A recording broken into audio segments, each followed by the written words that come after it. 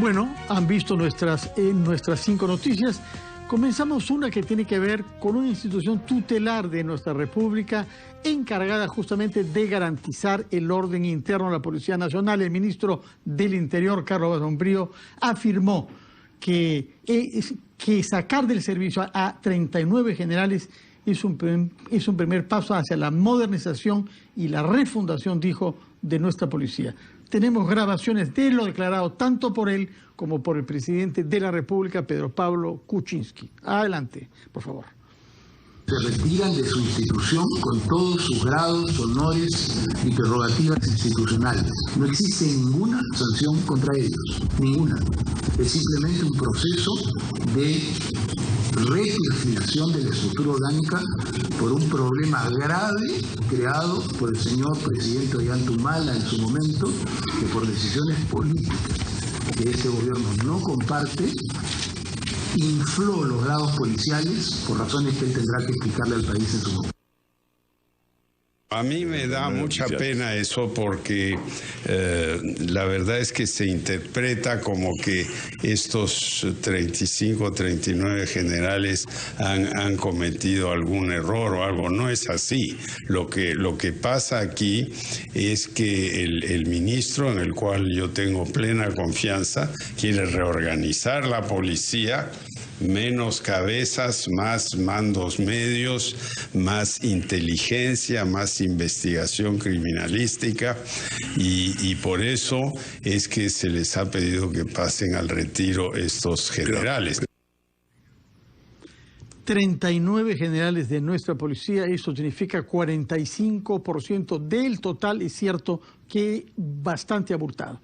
Está con nosotros ya el actual congresista Javier Velázquez Quesquen, representante del norte, Lambayeque, pero ya es un congresista con varias legislaturas de experiencia y un paso importante como primer ministro.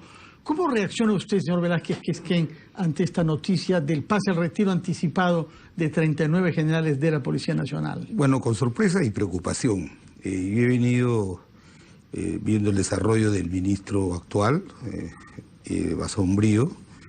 He visto con simpatía muchas de las medidas que ha dado, pero yo creo que este paso al retiro por renovación extraordinario que se da, tiene que llevarnos a una reflexión. ¿Queremos una policía del Estado peruano o una policía del gobierno?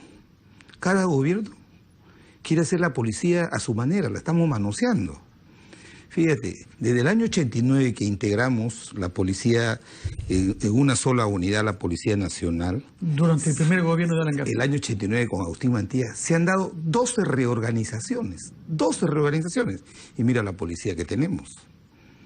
Lo que quiere el señor Carlos Basombrío, y ahora voy a explicar por qué en este punto nos vamos a oponer a las facultades delegadas.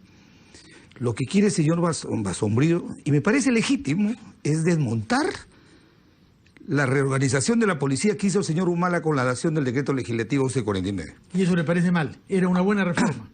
No me parece mal, pero me parece que tiene que haber un diagnóstico. ¿Por qué? Porque si bien es cierto, el señor Humala pidió facultades para hacer la 12ª reorganización de la policía, pidió facultades delegadas. Y creó de 4 direcciones ejecutivas, creó 19 direcciones ejecutivas. Hay la Dirección de Ayuda a la Justicia, imagínate. Entonces, a mí me parece que puede ser legítimo que el ministro quiera reorganizar la policía, o como dice, refundar la policía. El señor Humala habló de la nueva policía y PPK habla de la refundación de la policía. Aquí lo que se trata es... O sea, esta es una reorganización que apunta a desmantelar lo que reorganizó Humala. Vendrá el nuevo gobierno y va a reorganizar lo que reorganizó Pedro Pablo Kuczynski. Yo creo que es hora de hacer un alto y hacer procesos institucionales. Los pases a retiro por renovación ordinarios son los que se dan a fin de año. Entonces, ahorita la policía está parada. ¿Por qué? Porque han hecho una renovación extraordinaria, han mandado 39 generales a su casa, van a mandar coroneles, comandantes, y los policías ahorita no saben si se van o se quedan. Entonces, siendo legítimo de repente la idea de reorganizar esta burocrática dirección que dejó el señor Humala, yo creo que es hora de hacer un alto. Pero siguen habiendo 45 generales, Así que es casi tanto como es. los que habían cuando usted era primer ministro, de manera que no nos faltan generales. No, por eso te explico. Por el número. Te explico. Pero nosotros no hicimos renovaciones extraordinarias. Nosotros no nos echamos 30 generales para poner al señor Raúl Salazar, director de la policía. Mira las contradicciones y que tendrás que explicarlas. Yo voy a apoyar la reorganización, pero creo que la nueva estructura de la policía, hoy más que nunca, con este pase al retiro, yo creo que debe tomarla el Congreso. Esta parte de la estructura, de la nueva estructura de la policía, debe hacerle el Congreso, no entregarle al gobierno de Pedro Pablo. Está anunciando que no van a votar en ese extremo no, y en ese extremo no, y te lo voy a explicar por qué. Pero yo quisiera que, por favor... Termino brevemente la idea. Termino brevemente la idea, algo importante. Hace 8 meses ascendieron 6 o 8 generales y ahora los mandan al retiro. ¿Qué explicación pueden dar eso? Si el mismo director de la policía que los ascendió hace 8 meses, ahora los está mandando al retiro. ¿No te parece que esos son actos contradictorios que tienen que ser explicados? Que es una decisión fuerte, lo es, pero la pregunta es si es negativa o si es al revés, una medida fuerte que puede significar el lanzamiento de una verdadera reforma. Pero para eso recurrimos a la opinión de otro experimentado congresista, puesto que ha sido primer ministro también, y conoce tanto nuestras regiones como la capital, puesto que él es representante por San Martín, señor César Villanueva. Buenas noches. Muy buenas noches. Y su reacción, por favor, ante el anuncio que hizo el ministro de este pase en el retiro anticipado por renovación del servicio de 39 generales de la Policía Nacional. Bueno, era una acción absolutamente previsible. ¿No es cierto? Tenemos una policía que cumple su rol, pero que obviamente necesita una reingeniería, necesita una reestructuración. Y este primer paso, porque es su primer paso a un proceso de modernización que ha tomado como decisión el Ejecutivo a través del Ministro del Interior, era no solamente previsible, es bueno, hay que aprovechar el momento para lograr hacer una reestructuración completa y una modernización. Cuando usted tuvo poder como primer ministro, ¿se dio cuenta que había un tema con la situación en que se hallaba la Policía Nacional? Sin duda, había un exceso, mucha frondosidad en las cúpulas de generales y más bien ausencia de efectivos en las partes operativas. Así que había que hacer un cambio importante. Y en consecuencia, ustedes como bancada APP votarían por esta reforma, por este tema de Policía Nacional, si es que el gobierno pide facultades delegadas al Congreso para legislar por vía de decreto en esta materia. No, sin duda alguna. Hay una urgencia sobre el tema. 1, 2, es el Ejecutivo el que tiene que realizar esto para que tenga todas las condiciones de realizarlo y por lo tanto tendrá el apoyo de la parte nuestra, ¿no? Señor Velázquez, que usted ha hecho referencia a una reforma muy importante de la policía, que es la fusión de los 3 cuerpos que existían antes del 89, PIP, Guardia Republicana y Guardia Civil. Pero no nos ha mencionado ninguna reforma durante el segundo mandato de Alan García. No es opuesto en principio a que se hagan una reforma para darle más eficacia. Sí. Demasiados generales es como tener menos generales. Así, vamos a apoyarlo. Colombia tiene 176 uniformados en la policía y tiene 28 generales. ¿Ya? En Chile no lo comparamos porque Chile es la mitad de la población, tiene 50.000 carabineros y tiene policía de investigación aparte. Yo apoyo la medida, pero yo creo que el procedimiento tiene, estando de acuerdo con que hay que modernizar la policía, vuelvo a mi primera reflexión. Lo que se pretende hacer ahora con facultades delegadas es modernizar lo que dice César, la policía, eso lo dijo Humala.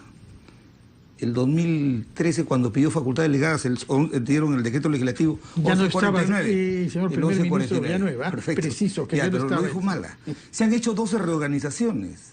Entonces, yo lo que creo es que esperamos que el ministro nos explique Y podemos hacerlo rápidamente. O sea, no solamente que esto, yo vuelvo a repetir, queremos una policía del Estado peruano y no del gobierno. Pero ¿por qué presume usted que los cambios que se están haciendo es para tener a una policía al servicio de este gobierno y no del Estado? No es al servicio. No me he expresado bien. Lo que sucede es que no puede haber una visión sesgada solamente de los que están en el gobierno de lo que debe ser la nueva policía para todos los peruanos. Yo creo que el Congreso, donde están todas las fuerzas políticas representadas, con una comisión muy rápida, especial en la Comisión de Defensa, con participación de gente experta, de fiscales, se puede estructurar una policía que pueda perdurar en el mediano y largo plazo. ¿Cuánto tiempo tomaría eso, congresista Velázquez? No más de un mes. Siendo realista. Pero no más de un mes, pero se han hecho... Si la reforma electoral, elegir a un defensor Fernando, del pueblo toma más de 5 años. Lo vamos a hacer un mes ahorita. Reformar la policía, ¿cuánto les tomaría? No me echen la culpa el gobierno del señor Humala y sus socios. Yo no he sido socio. Lejos de mí. Yo no he sido socio del señor Humala. Pero te quiero decir lo siguiente. Y creo que socios tampoco hay aquí nadie que haya sido, presente. No, pero te digo... No, yo no me refiero... Colaborador, pero socio. No están los de Perú Posible. No están los de Perú Posible. Pero yo te quiero decir lo siguiente, han habido 12 reorganizaciones y yo creo que siendo legítimo el interés de tener una policía moderna, hay que hacer una discusión, de verdad. Cada 5 años el gobierno que viene dice, ¿cómo enfrento la seguridad ciudadana? Mando 39 generales a su casa, ¿eso lo resuelve? No creo que lo resuelva. Yo creo señor Villanueva, como ve usted, el señor Velázquez Quisquén tiene el temor de que sea una nueva reforma de fachada, que esto sea politiquero y que no hay un consenso y una visión de Estado tras estas medidas que se anuncian. ¿Cómo ve usted el asunto? A ver, yo creo que la reforma que se hizo para fusionar las tres armas, ¿no? Las tres armas ha sido muy positiva. De allí lo que ha faltado es perfeccionar varias cosas, especialmente el área de investigación, ¿no es cierto? Si hubiese dado más fuerza. Pero ya estamos en el tema ahora tenemos una urgencia. Yo creo que los pasos que está dando Basombrío son pasos buenos. Tiene la asesoría, según lo ha mencionado ahora públicamente, que es lo que yo me he enterado del general Naranjos, que renovó la policía de Colombia con mucho éxito, y es bueno traer las experiencias buenas. Y yo creo que no hay que perder mucho tiempo, sin duda. Obviamente que tiene que informarnos al Congreso y nacionalmente también en qué consiste toda esta reingeniería, porque no está haciendo las cosas a la sombra ni de forma secreta, pero hay que ganar tiempo Velázquez y hay que tiene dar... temor de que si se delegan facultades para que vía decreto y no ley sea arreglado este problema, haya menos debate técnico y más decisión política que no apela a un consenso nacional. ¿Comparte usted ese temor? No, yo creo que por las características del problema, la urgencia del tema, estas facultades que está solicitando, debe dárselas, pero obviamente monitorear, seguir, pedir la información que corresponde, pero no hay que perder tiempo, y el Ejecutivo tiene que tener pero dice que ahora solo las un mes. condiciones. ¿Quién nos está prometiendo que en un mes sacan una ley sobre este tema? Quiero decir lo siguiente. Hay varias medidas para enfrentar el crimen callejero y el crimen organizado. Hay varias medidas, según las tenemos que otorgar rápidamente, que son urgentes. Pero acá lo que se trata es, ¿qué ha dicho el presidente Pedro Pablo? Quiere refundar la policía. ¿Quiere refundarla por 5 años? Así el señor Humala también lo planteó. Ciertamente no es por 5 años. Por eso puede poner bases sólidas. Por eso te digo, esas bases sólidas no pueden salir del Congreso, donde están todas las fuerzas políticas expresadas. ¿Acaso el Congreso es un obstáculo? Pero ¿acaso las bancadas que tienen mayoría en el Parlamento no quieren una policía moderna que sea eficaz? ¿Está seguro de que se podría aprobar una ley en un mes, señor? No soy apocalíptico. Fíjese usted. Decían que no se iba a ganar la confianza al gabinete, y este es el gabinete que más confianza ha recibido. Bueno, pero eso en los últimos 20 años. Rápidamente. Pero discutir los artículos, las medidas. Yo lo que me refiero es lo siguiente. El señor Humala, hay 12 reorganizaciones de la policía después que se unificó la policía, 12. Y siempre el discurso ha sido, queremos la policía moderna refundar. Y cada 5 años modificamos la estructura de la policía, manoseamos a nuestra Policía Nacional. Las decisiones políticas y de gobierno manoseamos a una institución que es fundamental en la lucha contra el crimen. Entonces yo lo que planteo es que nos hagamos una pregunta. ¿Queremos una policía del Estado peruano donde participe el Poder Legislativo, el Ejecutivo, el Judicial en la construcción de su estructura? Y los ciudadanos, ¿eh? Exactamente. O queremos una policía del gobierno. De repente la buena voluntad de Basombrío modifica, claro, la reduce y viene otro nuevo en 2021 con otro enfoque. Vuelve el señor Humala y dice, no, quiero la del 2010. No es porque esto se ha hecho por ley con el apoyo de usted no, y del APRA, que no tenemos el riesgo que dentro de 5 años salga en Viega. Esto se ha hecho con facultades delegadas a las que nos opusimos nosotros. Entonces, yo no quiero, fíjate, mira, el señor Basombrío está haciendo bien las cosas, pero no es una obra perfecta. Mira lo que ha pasado con el famoso Escuadrón de la Muerte.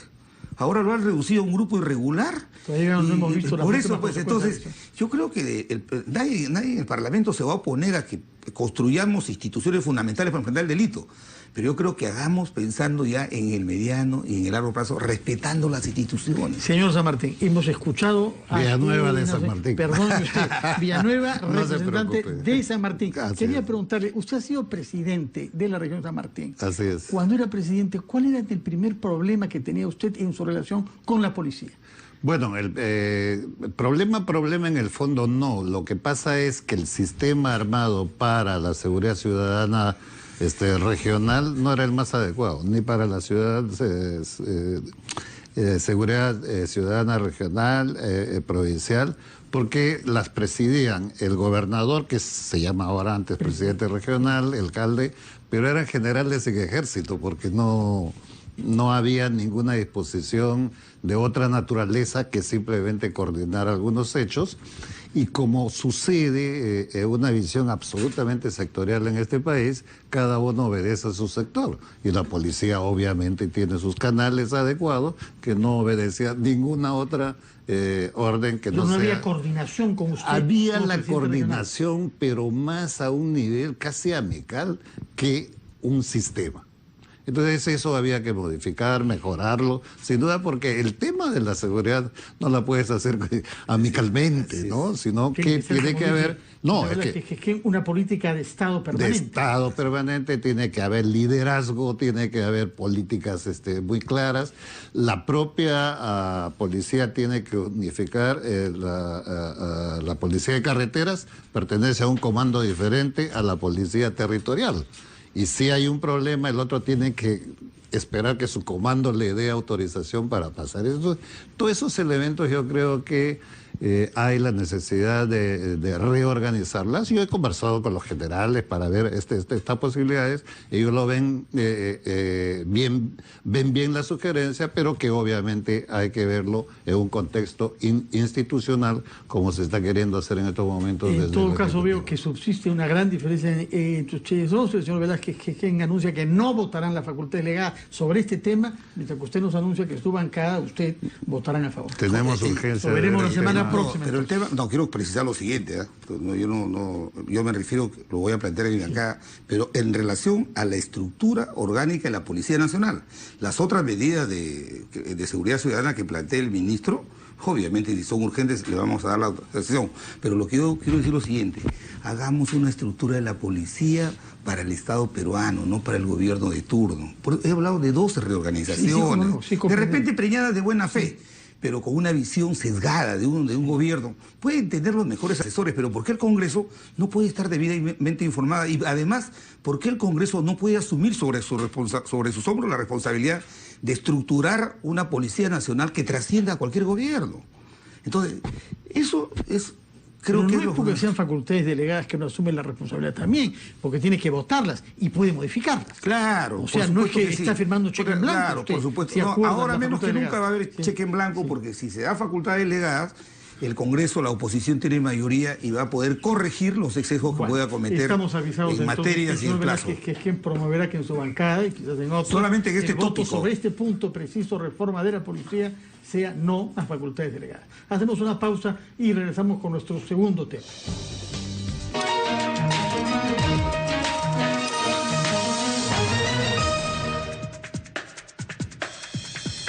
Nuestra segunda noticia tiene que ver con otro tema muy importante también, en que el Ejecutivo necesita del Congreso para que se apruebe su proyecto. Se trata de una reducción por ahora de un punto porcentual del IGB en Impuesto General a las Ventas que ha reiterado el presidente Pedro Pablo Kuczynski el día de hoy. Tenemos sonidos de lo que dijo esta mañana en RPP. Adelante, por favor. El argumento que dan algunos es las empresas se van a forrar porque no van a bajar el punto. Pero eso es mentira. Lo que estamos tratando de hacer es un conjunto de medidas que ayude a la pequeña empresa. Esta baja de impuestos, créditos tributarios si contratan más trabajadores con beneficios. El IGB es parte de eso, ¿no? Entonces yo sí creo que tenemos que persistir. Se requiere una ley del Congreso y insistiremos y enviaremos una ley aparte si es que no lo quieren incluir en las facultades. De manera que tenemos sobre ese tema también una cierta oscilación entre facultades sí, facultades no. Señor Velázquez, que en facultades sí, en esta materia. El gobierno no ha sido consistente en la propuesta y en poder explicarle, no solamente a la representación nacional, sino a la mayoría de los economistas, el verdadero impacto que significa reducir un punto del IGB en lo que puede implicar la reactivación de la economía. Nosotros lo bajamos de 19 a 18 y después se demostró que el impacto del crecimiento era por el Producto Bruto, no era por el menor ingreso. El temor que tenemos es que el impuesto se quede a medio camino, se quede en los productores y no llegue a los consumidores. No hay mecanismos que puedan medir. Pero el presidente dijo claramente que la nota que nos llegará con la electricidad, con el agua, con el teléfono, esas facturas bajan 1%. Pero las industrias también no pagan. Pero quizás otros gastos no se van a repercutir, no nos bajarán en los restaurantes, pero algunos sí. Hoy día hizo una reflexión, porque esta no es idea mía, el economista Adrián Sen, que no es de izquierda. Y él dijo, el gobierno de Humala, para reactivar la economía, entendió que debía bajar el impuesto a la renta. Y lo han bajado del 30 al 28 y al 2019 llegará al 26%. Pero ha sido un desastre. El mecanismo de reducción de ese impuesto para reactivar la economía, al contrario, nos han dejado un gobierno estancado. Entonces, si ya el fujimorismo, que tiene mayoría calificada, ya ha dicho que no va a apoyar en eso, me parece que es un acto de provocación. Que no va a apoyar como facultad delegada, pero que los argumentos técnicos serán estudiados detenidamente. Entonces, a mí me parece que por la vía del proyecto de ley que ellos presenten, ya, si va el proyecto, va a la comisión, ahí lo dictaminan, ahí irá el ministro de Economía, explicará y va al Pleno, y en el Pleno trataremos el tema. Pero yo creo que yo me inscribo en la línea de que apoyar, por lo menos ver el tema cuando venga el proyecto de ley, no en facultades proyecto de ley, o sea, segundo punto sobre el cual usted está anunciando que no quiere facultades legales. Pero el presidente lo ha dicho en la mañana, es anuncio de una muerte que se va, evidente. O sea, si el presidente de la República ha dicho de que si no le dan la facultad, yo veo, si el fujimorismo ha tenido una posición clara, lo ha dicho Cecilia Chacón, presidente de la Comisión de Presupuestos. Más matizado Galarreta, que es el perfecto. Que es el vocero, ¿no? Si se deniega, van a presentar el proyecto. A mí me parece más transparente eso, porque necesitamos que el ministro vaya a la Comisión de Economía y que vaya al Pleno para que nos explique. Pero entonces eso puede aplicarse sobre todos los temas, señor congresista. No habrá ninguna facultad delegada porque usted quiere que pasen por las comisiones y que pasemos meses en esto. No, te digo, en cuanto al IGB, hay otras medidas reactivadoras. A ver, nos dirán más tarde quizás sobre cuáles sí usted votaría. Lo que acaba de decir el presidente. Incentivos a la empresa, o sea, incentivos tributarios a las empresas que contratan formalmente trabajadores. ¿Cómo vamos a apoyar eso? Pero el tema del IGB ni siquiera es responsabilidad de la bancada aprista, sino que la mayoría que tiene el Parlamento se oponen a dar facultades en esta materia. Señor Villanueva, su punto de vista sobre este asunto tributario. ¿Se debe bajar el IGB en un punto este año con el plan de que baje 1% el próximo y 1% más hasta fijarse en 16%? No, arranca el 2017. Sí. Y el próximo año aprobar ya que baje desde el 1 de enero. A ver, por experiencia, mi opinión es que primero tenemos que ordenar la política tributaria en este país, porque tenemos zonas donde hay exoneraciones de IGB, hay zonas que no tienen exoneraciones, y yo vengo de una zona donde hay exoneraciones de IGB, que es toda la Amazonía, además de IGB, reintegro tributario y todas esas cosas. En la práctica, el beneficio no ha sido claro en esta exoneración del IGB, ¿no es cierto? Sin embargo, yo soy partidario de que hay que buscar políticas tributarias que incentiven. Para reactivar la economía necesitamos que incentive, por ejemplo, la inversión privada en términos de valor agregado, en temas de industrialización. Pero este IGB que tenemos comercialmente no nos ha beneficiado porque pagas el mismo, como si el IGB estuviese vigente. Por eso es que yo soy cauteloso en esta decisión de bajar el 1%, que no daría los resultados. Sin embargo, quisiéramos que nos explique mucho más el ministro de Economía para entender bien cómo en un momento donde nuestra economía está en bajada, ¿no? Está cayendo enfriada. Se están cayendo los impuestos. Los datos dados por el mismo... Se recauda menos porque hay menos producción. Sí. Hay preocupación con los datos oficiales que nos ha alcanzado el propio ministro de Economía. Entonces, quisiéramos ver con más claridad cómo es esta propuesta que, bajando el IGB, puede mejorar las condiciones de recaudación. Otro argumento que ha sido dado por el presidente Kuczynski hoy, que quizás sea sensible, digamos, a la prisma original, es que los que tienen menos recursos gastan todos sus ingresos en el consumo, de manera que son penalizados en 18% sobre el total de su ingreso. Mientras que los que tienen más ingresos no gastan todo porque ahorran una parte. Resulta que proporcionalmente pagan menos IGB que los más pobres. Sí, pues claro. A ver. Pero, entonces, ¿por qué la brecha de desigualdad cada vez es más amplia? Es una reflexión que tiene su memoria. Pero te quiero explicar lo siguiente. Lo poco que conozco básicamente de economía me hace reflexionar lo siguiente. ¿Qué genera un efecto reactivador? ¿Qué reactiva una economía de un país como el nuestro? La inversión privada, la inversión. Entonces, en un escenario en que todos los tributos, su recaudación se está cayendo, entonces queremos que nos expliquen, que nos convenzan en el Congreso. Por eso es mejor que vayan por el proyecto de ley y no por las facultades delegadas, donde se van a ver muchas materias, una de ellas es el IGB. Pero lo otro es la reflexión que ha hecho el exministro Carranza. Ministro, con él recordemos. ¿Qué es importante? ¿Dejar de recaudar 2.500 millones de soles aproximadamente, que es un punto del IGB? ¿O esos 2.500 millones meterlos, por ejemplo, en ampliar la frontera agrícola en 200.000 hectáreas que generan 500.000 de empleos? Pero no se excluye una cosa con la otra. No se puede negar que hay un plan de aumentar la inversión pública. Pero si tú dejas de recaudar 2.500 y eso... Si esa recaudación tú la trasladas, no como lo ha hecho el responsable del gobierno, el señor Humala, que lo ha trasladado a crear 31 programas sociales, a aumentar los sueldos públicos y a dilapidarlo haciendo compras militares, sino si tú esos recursos los utilizas eficientemente en el gran déficit de infraestructura. Mira, la proyección de crecimiento en infraestructura en relación al PBI, el gobierno de PPK ha proyectado 5.5% del PBI. Enorme. ¿Sabes cuál es el déficit de infraestructura en Perú? 30% del PBI.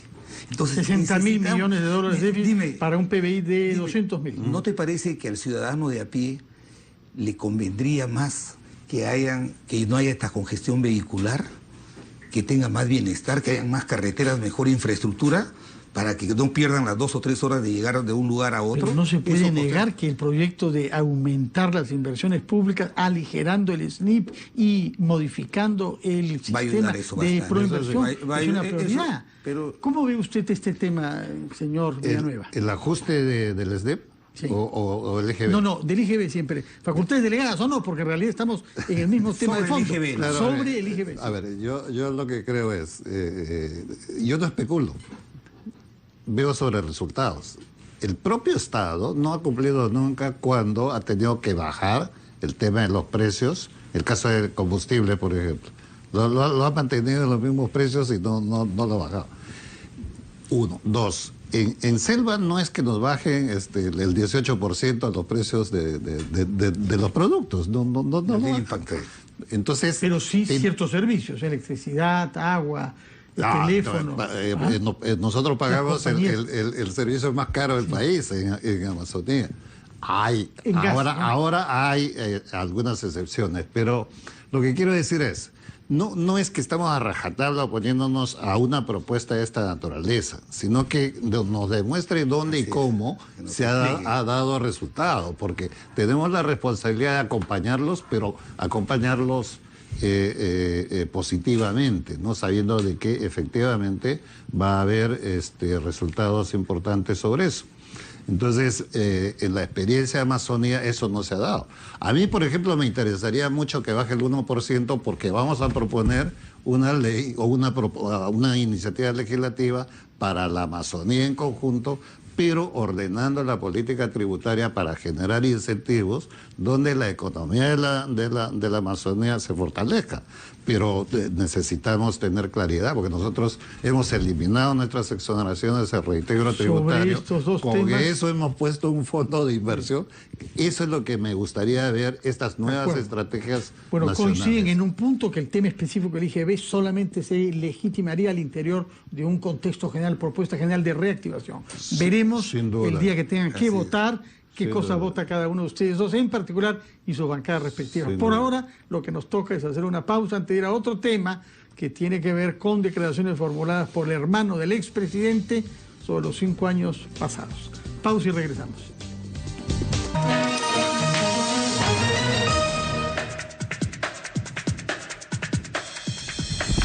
El tercer tema, como hemos anunciado, tiene que ver con declaraciones bastante furibundas que ha prestado el señor Antauro Humala desde la cárcel sobre su hermano, sobre su cuñada, sobre varios incidentes políticos y hasta criminales, por decir las cosas con toda claridad, cometidos en el contexto del régimen pasado.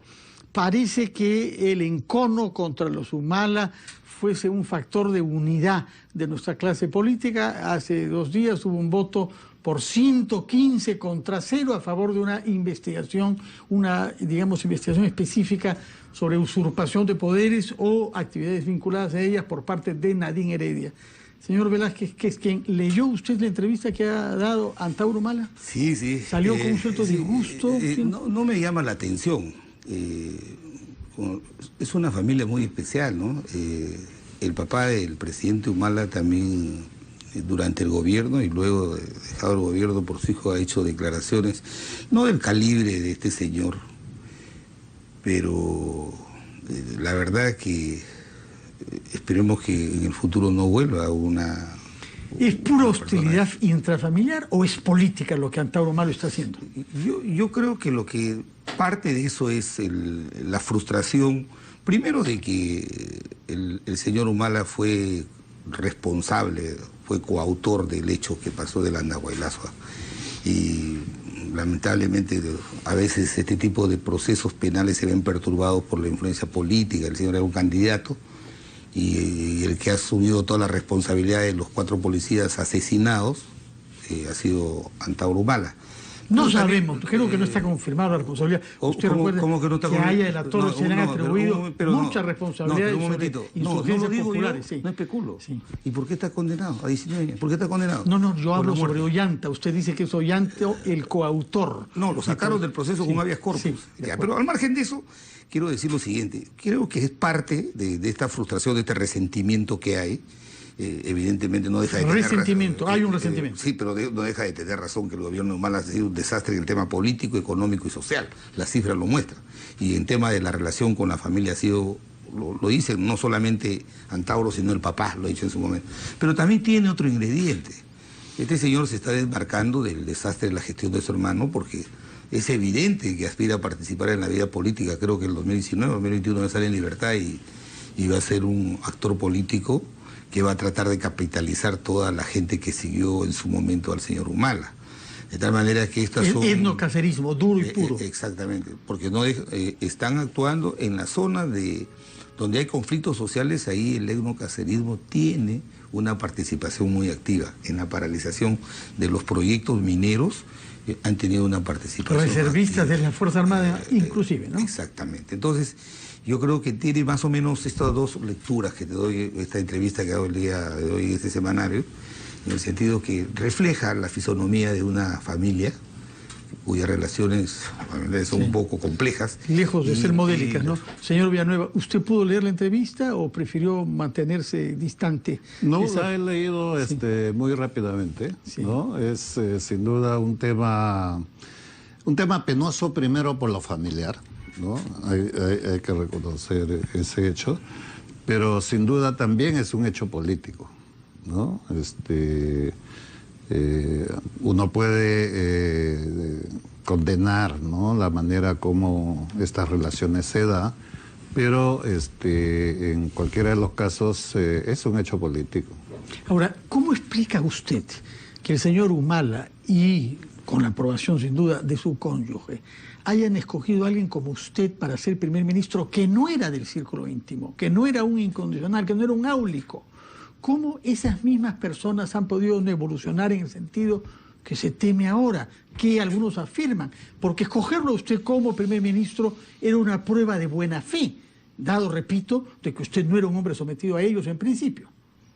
Así es. Hemos conversado bastante con el presidente o el expresidente Ollanta en sus visitas a las regiones. Yo fui también presidente de la Asamblea de Gobiernos Regionales. Apuntalamos juntos algunos programas de alta prioridad para el país, como unir a las regiones con el Ejecutivo, por ejemplo, para bajar el tema de la desnutrición crónica infantil. Hay la necesidad o había en ese momento, en las conversaciones obviamente, la visión de descentralizar mucho más el país, los polos de desarrollo. Este país es, en realidad, bendito por Dios, de un potencial gigantesco, pero con un esquema absolutamente centralista que lo frena, ¿no? Esperamos que eso se pueda superar. Entonces, parte de esas conversaciones fueron los motivos de un acercamiento para ver esta posibilidad de articular el país. O sea, que usted fue seleccionado por el señor Ollanta Humala como un análisis de estadista. Esta es una persona que ha dado pruebas de honestidad, competencia, carisma. Aunque no es un amigo, aunque no conoce a mi esposa, yo lo quiero nombrar. No, sin duda, nosotros hemos tenido largas conversaciones sobre estos temas de desarrollo, ¿no es cierto? Entonces, sobre esa base y en la buena fe de tratar de hacer un esfuerzo gigantesco para el tema de la descentralización del país, convinimos en esta invitación. ¿Qué cosa pasó? ¿Por qué esta opción por usted termina en un fiasco al cabo de pocos meses? Bueno, está a público las razones, ¿no? La interferencia, la señora Ladín, cuando había que tomar una decisión en un momento político importante, ¿no es cierto?, donde la CGTP pedía la necesidad de ver el tema del salario mínimo vital, coincidente además también con una propuesta hecha en el 2011 por el propio presidente Ollanta, cuando aumenta el salario mínimo vital en esa fecha, de determinar, revisar, no aumentar, sino revisar cada 2 años cómo está el comportamiento de la competitividad, la inflación, etcétera, para ver si corresponde o no hacer nuevos aumentos. En otros países es anualmente. Usted se pronunció como primer ministro y fue contradicho y en una cuarta silenciado por la jefa del partido. Naturalmente, usted es público, salió en gestión, salió en los periódicos. Recordamos todos, pero en ese caso concreto, entonces usted está acreditando que sí hubo interferencia en el ejercicio del poder del Estado. Del momento que hay una opinión de una persona, un ciudadano, es respetable, se escucha, pero en este caso la señora Nadine intervino varias veces por los medios y ya no es una persona común y corriente, es la esposa del presidente quien toma esta determinación. Y las políticas públicas se toman a partir del presidente del Consejo de Ministros. Los ministros somos responsables de lo que se determine políticamente. ¿Usted pudo escoger, como pide la Constitución, a sus ministros, a los ministros de su gabinete? No se llegó a hacer porque yo llegué a un momento complicado, que en esos momentos había el tema de López Meneses, en ese momento teníamos el tema de la Haya, que teníamos que buscar más bien una serenidad en el país, una unidad en el país.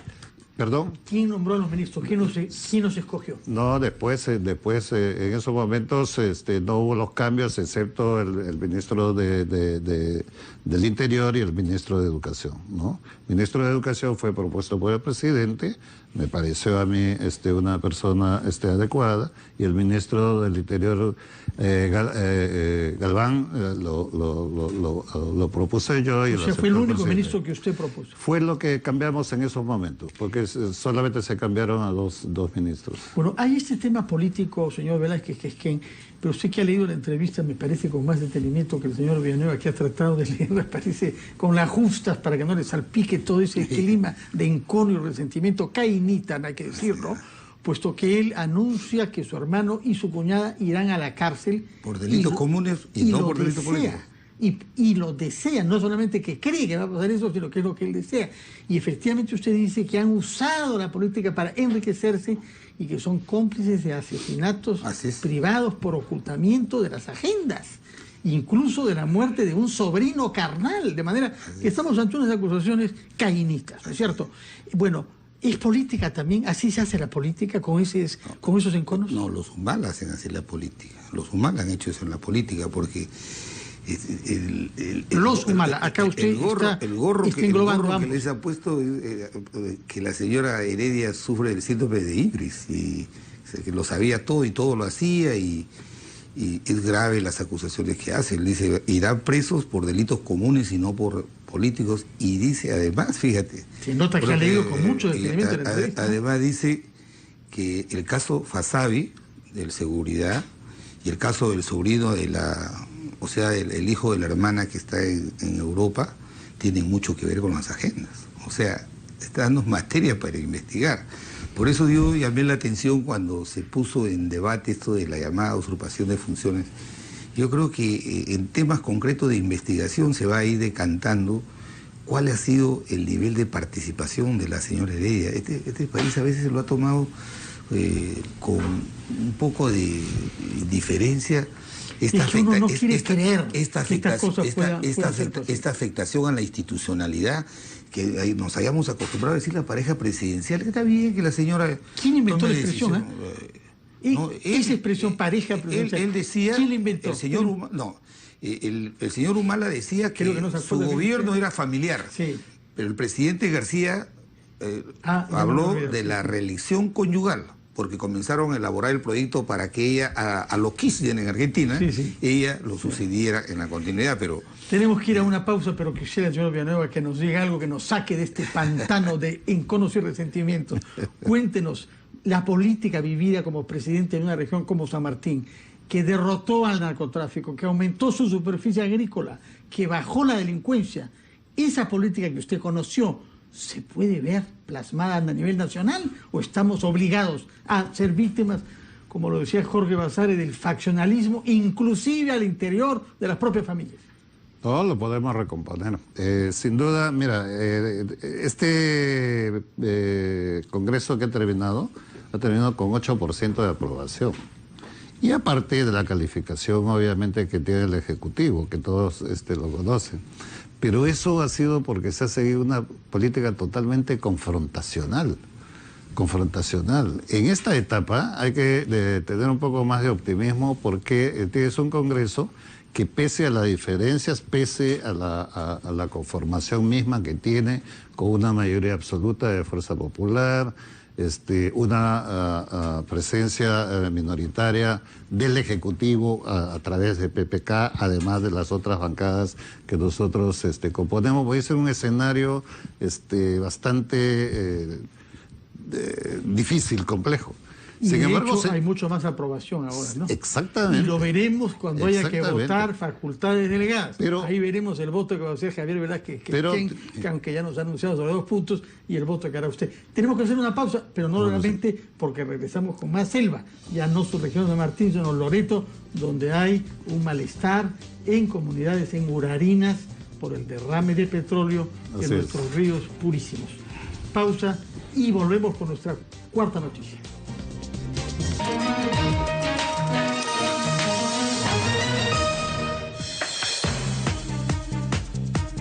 Nuestro cuarto tema tiene que ver con un movimiento social declarado hoy, un paro indefinido, en Loreto, distrito de Urarinas, para protestar contra la contaminación producida por los derrames petroleros. Esto ha significado que hay bloqueo no de carreteras, sino de ríos. Se trata de la cuenca del río Marañón y estamos ante una exigencia de un tipo de diálogo distinto que no repita el mismo modelo del régimen anterior. Esta queja seguramente que lo hará contento, señor Velázquez, que se critique la manera como el gobierno anterior abordaba el reclamo social. Bueno, en este tema de los derrames tiene mucho que ver con el rol que tiene Petroperú, el control del pozo 198, el 192 y el pozo del lote 8. Pero no dejando de ser legítima la demanda no solamente son las comunidades, como se ha dicho, de Marañón, sino también son del río Corriente y del Tigre, que están haciendo esta protesta ahí en las cuencas. Me parece legítimo que abordemos el tema de estos derrames, pero si tú lees la plataforma, sí, es un tema ya de reivindicación que va más allá, sí, de una legítima demanda. Es cierto que el gobierno anterior, que supuestamente representaba a esos pueblos, establecía mesas de diálogo y nunca abordó el tema. Pero yo estoy viendo la agenda de la plataforma, sí, el pliego de reclamos, dice seguridad integral en la actividad petrolera en el lote 192.8, me parece bien, eso hay que... Pero dice, cambio del oleoducto, revisión del contrato de Plus Petrol. Plus Petrol acaba de sacar todos sus trabajadores, ya han tomado la base petrolera, la acaban de tomar las comunidades, eso es muy delicado. Dice, aprobar o crear una ley de monitoreo ambiental, compensación del Estado a los pueblos indígenas, están viendo compensaciones. O sea, esta plataforma no se va a resolver de la noche a la mañana. Tiene que haber verdaderamente un compromiso de parte del gobierno central para establecer un diálogo que sea fructífero, que dé resultados y una mesa que sea la mecedora, como sucede. Señor Villanueva, ¿qué cosa debe hacer el gobierno para hacer frente a este reclamo social con eficacia? 40 años que el Estado ha sacado el petróleo de la Amazonía, pero no le ha devuelto los beneficios del desarrollo a estas comunidades. Y estas comunidades 40 años han esperado. Estas comunidades no son antipetroleras, antimineras. Es gente que ha esperado por lo menos que haya una presencia del Estado con los servicios básicos de educación, de salud, etcétera, para estas comunidades. Si ustedes se acuerdan, en el lote 192 se pedía la mesa de diálogo, la mesa de trabajo para conversar este tema. No decían fuera de presa, estaban diciendo, sí, sentémonos a conversar, sí, y a ver, sí, cómo resolvemos la compensación. Cuando usted tenía la responsabilidad política sobre San Martín, este tema del oleoducto y de la negligencia frente a la contaminación ambiental, ¿era ya tan grave como lo vemos ahora? No pasa directamente, sí, por la región de San Martín, es más en la región Loreto, pero el impacto es igual para todos los amazónicos. Entonces hay la necesidad del diálogo, pero el diálogo escuchando y actuando. Las conversaciones que se ha tenido permanentemente en las mesas de diálogo, se han tenido conversaciones por años, pero los acuerdos, las conclusiones nunca han sido vinculantes con los presupuestos para resolver el problema. Y ahí están las consecuencias, ríos bloqueados, comunidades indígenas movilizadas con esta plataforma. Tenemos pocos minutos y yo quisiera que terminemos esta semana y este programa rindiendo homenaje a nuestra joven compatriota de 15 años desaparecida de manera cruel en esta violación colectiva de la que fue víctima el viernes pasado, hace 7 días. El general Roger Tello, jefe de la región Ayacucho, nos ha hecho saber que están identificados las 6 personas que han participado en esta violación, pero lo que se descubre es que había una casa que se usaba para este tipo de prácticas y una persona más detenida ya es una joven mujer. Menor de edad. Menor de edad. Menor de edad.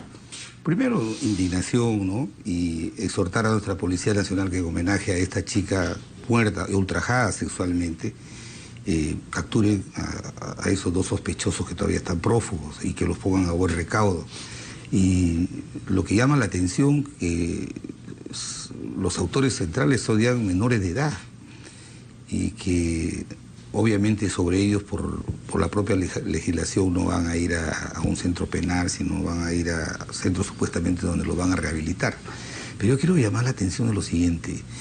Este ultraje sexual se dio en una casa donde supuestamente los padres habían salido a trabajar.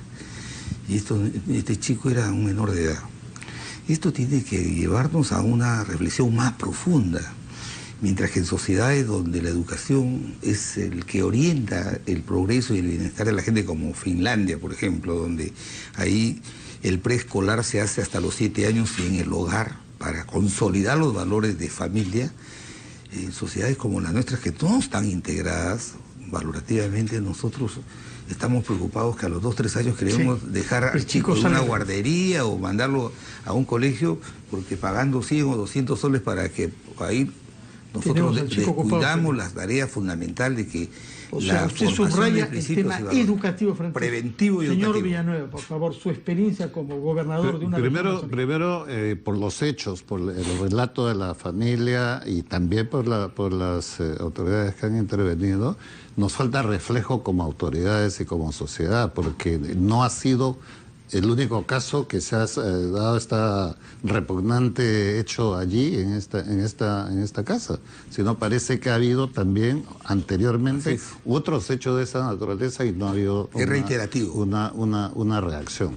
Lo segundo es que estamos frente a una crisis de valores y eso no lo vamos a poder resolver tan rápidamente por un decreto, por una ley, sino que tenemos que hacer un fuerte trabajo de fortalecimiento de los valores a través de la educación.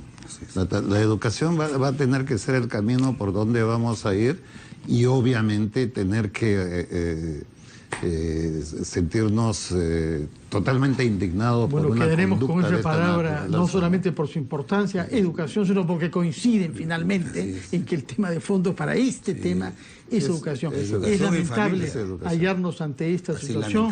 Nuestros mejores sentimientos para los familiares de esta niña y para todas las mujeres de nuestro país víctima de la falta de valores de la que habla el señor Villanueva, de la desorientación de una juventud que verdaderamente está dando muestras de las peores formas del machismo y del uso de la mujer como objeto. Así es. De manera que ojalá que nos inspiremos para buscar soluciones y que nuestros jóvenes tengan modelos que imitar de la parte de ustedes también congresistas, cuando nos vean realmente sentir nuestro país, amarlo y quererlo mejor. Muchas gracias por su presencia, que tengan un buen fin de semana y les damos cita a una nueva versión de las 5 a las 7 el próximo lunes a las 7 de la noche. Buen fin de semana.